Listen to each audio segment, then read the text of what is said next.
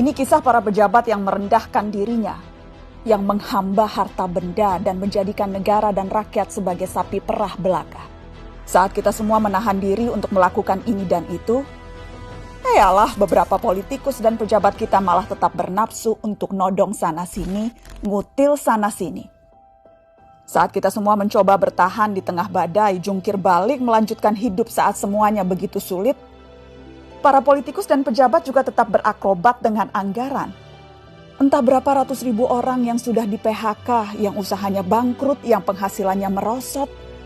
Tapi itu tak mengurangi nafsu para pejabat rakus yang tidak punya harga diri. Menteri Kelautan dan Perikanan bersama beberapa staf khusus dan pejabat kementerian meminta cashback dari setiap benih lobster yang diekspor. Mereka memakai uangnya untuk berbelanja barang-barang mewah persis ketika kebanyakan dari kita sedang mati-matian bertahan memenuhi kebutuhan-kebutuhan pokok.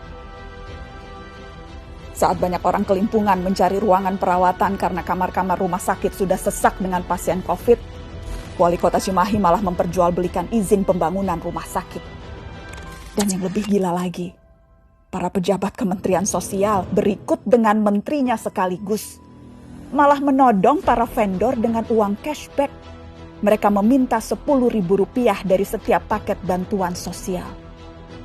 Paket senilai Rp300.000 untuk meringankan beban hidup rakyat. Tega-teganya dipotong untuk dinikmati sendiri. Dan itu dilakukan oleh mereka yang disumpah untuk membantu rakyat bisa bernapas lebih mudah di tengah himpitan hidup. Inilah arti kebejatan yang sesungguhnya.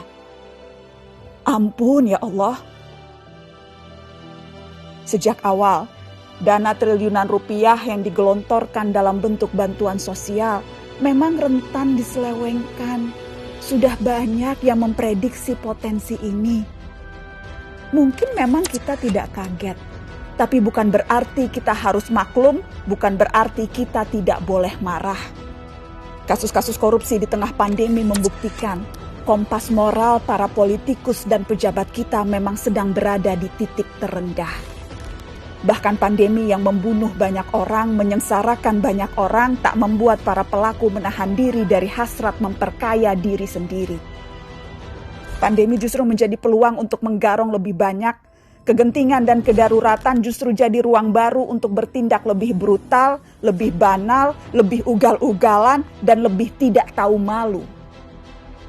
Publik, kita semua justru dibebani pekerjaan tambahan. Selain harus bertahan hidup, kita justru harus lebih teliti mengawasi kebijakan dan penggunaan anggaran. Tambah capek, tambah pegel, tambah frustasi. Tapi pilihannya tidak banyak. Semakin kita apatis, semakin senang mereka menggasak uang negara. Pandemi terbukti melahirkan kebiasaan-kebiasaan baru. Kecuali perilaku para politikus dan pejabat kita. Inilah kenyataannya. Sudah sebegitu bangkrutnya moral mereka. Memang kita tidak kaget, tapi sangat wajar dan sangat pantas untuk kita marah.